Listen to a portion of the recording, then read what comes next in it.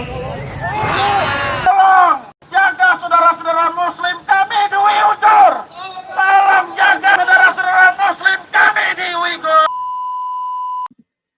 Assalamualaikum warahmatullahi wabarakatuh. Perkenalkan, nama saya Yesya Sani Putri dengan NIM 2018-051-052. Di sini saya akan menjelaskan dan akan mempresentasikan artikel jurnal saya dengan judul Respon Arab Saudi terhadap Diskriminasi Muslim Uighur di Cina. Dan presentasi saya akan saya mulai dengan pendahuluan, kemudian rumusan masalah, kerangka berpikir, hasil temuan dan diskusi, dan terakhir adalah kesimpulan. Yang pertama adalah pendahuluan. Etnis Uighur yang menetap di Xinjiang, Cina, mendeklarasikan diri mereka sebagai bangsa Turkestan Timur dan mengklaim bahwa kawasan Xinjiang ini merupakan peninggalan dari bangsa mereka. Namun Cina menolak keras hal ini dan mengklaim Xinjiang merupakan bagian dari sejarah mereka. Dan akhirnya Xinjiang pun resmi diambil alih dan dikuasai oleh Cina pada tahun 1884. Semenjak dikuasai oleh Cina, pemerintah Cina ini mendorong etnis Han atau etnis asli dari Cina ini untuk pindah ke Xinjiang. Dan dengan pindahnya etnis Han ke Xinjiang ini pun mulailah terjadi kesenjangan-kesenjangan sosial antara etnis Han dan etnis Uighur, dan merasa tidak terima karena selalu didiskriminasi dan diperlakukan semena-mena oleh pemerintah Cina, maka etnis Uighur pun melakukan pemberontakan dan melakukan demonstrasi secara besar-besaran pada tahun 1990-an. Yang akhirnya isu diskriminasi ini pun tercium sampai ke ranah internasional, dan respon dunia internasional pun terbagi ke dalam dua kubu. Kubu yang pertama itu adalah kubu pendukung Muslim dan Muslim Uighur, dan kubu yang kedua adalah kubu pendukung otoritas Cina. Dan terdapat sedikit kejanggalan terkait respon dunia internasional ini karena negara-negara Islam seperti Arab Saudi malah memilih untuk mendukung otoritas Cina, di saat negara-negara barat seperti Amerika Serikat dan Inggris ini mengutuk dan mengecam tindakan pemerintah Cina atas diskriminasinya terhadap Muslim Uighur. Yang kedua adalah rumusan masalah. Seperti yang sudah saya sebutkan sebelumnya, Arab Saudi ini memilih untuk mendukung otoritas Cina. Lantas mengapa Arab Saudi memilih untuk mendukung otoritas Cina atas tindakannya terhadap diskriminasi Muslim Uighur? Dan yang ketiga adalah kerangka berpikir. Di sini saya memilih teori pilihan rasional untuk menganalisis fenomena pada studi yang saya ambil.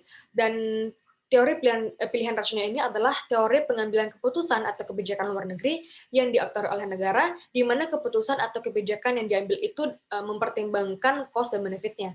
Dan pilihan rasional yang dimaksud di sini adalah keputusan atau kebijakan yang diambil dengan maksimal keuntungan dan minimal kerugian. Dan berikut adalah bentuk aplikasi teori pilihan rasional pada kasus ini. Di sini Arab Saudi berperan sebagai aktor rasional, di mana Arab Saudi dihadapkan dengan dua pilihan. Yang pertama yaitu pilihan mendukung Muslim Uighur, dan yang kedua adalah mendukung otoritas Cina. Dapat dilihat di sini jika Arab Saudi memilih untuk mengambil opsi pertama, yaitu mendukung Muslim Uighur, maka Arab Saudi akan mendapatkan lebih banyak kerugian daripada keuntungan. Dan jika Arab Saudi ini memilih untuk mengambil opsi kedua, yaitu mendukung otoritas Cina, maka Arab Saudi ini akan mendapatkan lebih banyak keuntungan daripada kerugian. Dan di mana menurut teori pilihan rasional ini, opsi kedua dari dua alternatif ini adalah opsi yang paling rasional karena opsi ini mengandung banyak keuntungan bagi aktor rasionalnya nanti. Selanjutnya adalah hasil temuan dan diskusi.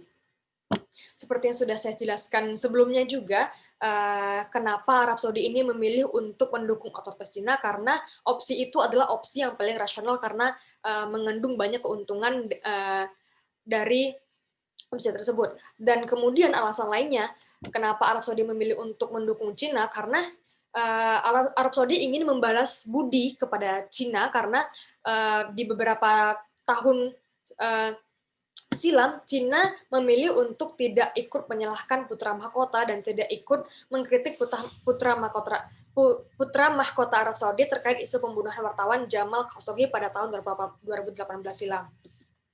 Dan ternyata Cina juga merupakan mitra dagang terbesar bagi Arab Saudi. Dan selama ini juga sudah terpantau bahwa Arab Saudi ini telah menyepakati banyak perjanjian ekonomi dengan Cina. Yang pertama adalah perjanjian ekonomi dengan nilai 28 miliar US dollar, dan kemudian Arab Saudi juga menandatangani kerjasama dengan Cina untuk membangun produksi petrokimia senilai 10 miliar US dollar dan juga Arab Saudi menandatangani 35 MOU yang tidak terikat dengan Cina senilai 28 miliar US dollar. Dan Cina juga menjadi mitra utama Saudi dalam rencana pembangunan Saudi di 2030. Dan selanjutnya adalah kesimpulan. Diskriminasi yang berawal dari kesenjangan etnis Han dan etnis Muslim Uighur ini berakhir dengan adanya genosida di Xinjiang, dan setidaknya ada 1 juta warga Uighur dipaksa untuk masuk ke dalam penjara penganiayaan dengan alibi tindakan anti-terorisme. Menanggapi hal ini, negara-negara dunia terbagi ke dalam 2 kubu dan memilih untuk mendukung salah satu pihak yang menurut mereka dapat menguntungkan negara mereka. Seperti Arab Saudi yang memilih untuk mendukung otoritas Cina dan membela tindakan pemerintah Cina atas tindakannya kepada Muslim Uighur dengan menyebut bahwa pemerintah Cina sedang melakukan serangkaian tindakan anti-terorisme dan deradikalisasi di Xinjiang. Namun di balik pembelaan Saudi atas Cina, terdapat beberapa kepentingan tertentu yang ingin dicapai oleh Arab Saudi ini sendiri, yaitu terkait ekonomi negaranya. Keputusan ini diambil oleh Arab Saudi karena menganggap hal ini sebagai hal yang paling rasional di antara opsi lainnya karena memiliki banyak keuntungan. Bersama dengan 36 negara Islam lainnya, Arab Saudi memilih untuk mempertahankan hubungan ekonomi yang kuat dengan salah satu negara adidaya yaitu Cina daripada memprioritaskan perbedaan pandangan terkait agama.